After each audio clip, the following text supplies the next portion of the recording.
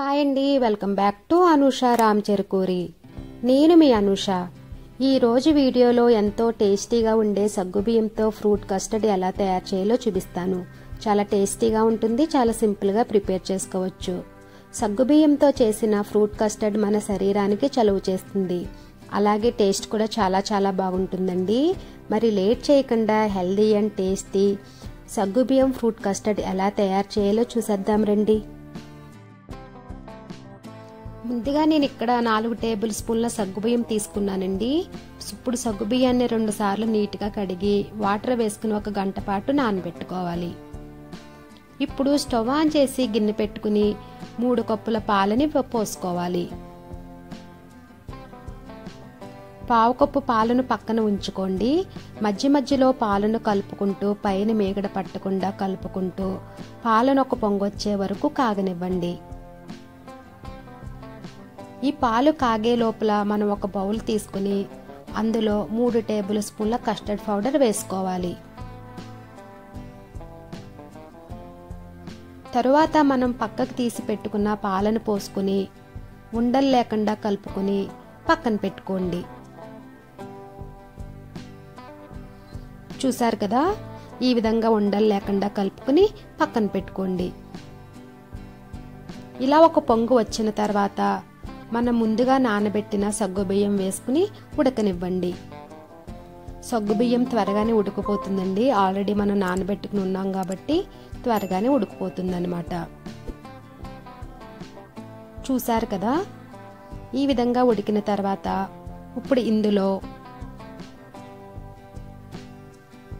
1/2 cup వరకు పంచదార వేసుకోవాలి. మీరు తినే స్వీట్ని బట్టి పంచదారని యాడ్ చేసుకోండి. ఈ కస్టర్డ్ మరీ తీపిగా ఉన్నా సరే అంత బాగోదన్నమాట. 2 నిమిషాలను పాలను మరగనివ్వండి. చూసారు కదా, ఈ విధంగా మరిగిన తర్వాత మనం ముందుగా కలుపుకున్న కస్టర్డ్ పౌడర్ని ఒకసారి కలుపుకొని పాలలో వేసుకుని వెంటనే కలుపుకోవాలి,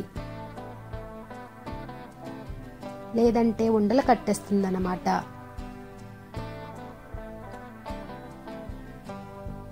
ఈ కస్టర్డ్ని కొంచెం చిక్కపడే వరకు ఉడికించుకోవాలి. చూసారు కదా, మనకి కన్సిస్టెన్సీ ఉంటే సరిపోతుందన్నమాట. ఇప్పుడు స్టవ్ ఆఫ్ చేసుకుని కస్టర్డ్ని పూర్తిగా చల్లారనివ్వండి.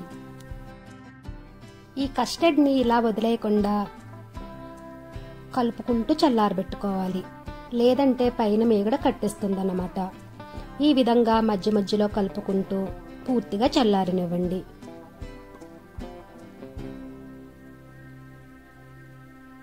ఇప్పుడు కస్టర్డ్లో ఫ్రూట్ని యాడ్ చేయడానికి ఫ్రూట్స్ని తీసుకున్నానండి. వీటిని ఈ విధంగా చాప్ చేసుకుని పక్కన పెట్టుకోండి. ఇప్పుడు పూర్తిగా కస్టర్డ్ చల్లారిన తర్వాత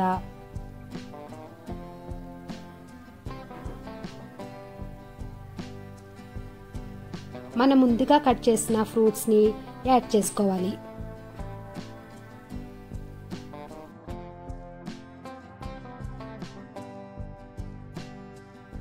ఈ విధంగా అన్ని ఫ్రూట్స్ని యాడ్ చేసుకున్న తర్వాత అంతా బాగా కలిసేలాగా కలుపుకోవాలన్నమాట.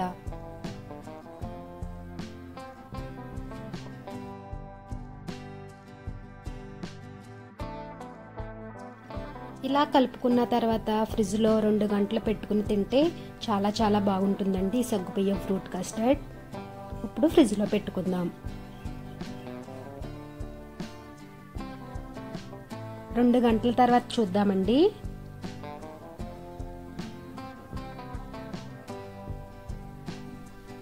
చూసారు కదా, క్రీమీగా చాలా పర్ఫెక్ట్గా ఉంది.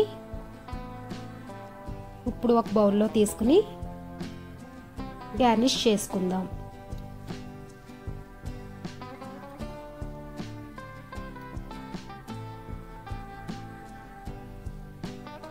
నేను గ్రేప్స్, యాపిల్, దానిమ్మ గింజలతో ఈ విధంగా డెకరేషన్ చేశానండి. అంతేనండి, ఎంతో టేస్టీగా ఉండే సగ్గుబియ్యం ఫ్రూట్ కస్టర్డ్ రెడీ అయ్యింది. చాలా సింపుల్గా రెడీ చేసుకున్నాం కదా. ఈ రెసిపీని మీరు కూడా ట్రై చేయండి. ఈ వీడియో కనుక మీకు నచ్చినట్లయితే లైక్ చేయండి. అలాగే మీ ఫ్రెండ్స్కి రిలేటివ్స్కి షేర్ చేయండి. అలాగే కామెంట్ చేయండి. మరిన్ని వీడియోస్ కోసం మా ఛానల్ని సబ్స్క్రైబ్ చేయండి. Thank you for watching.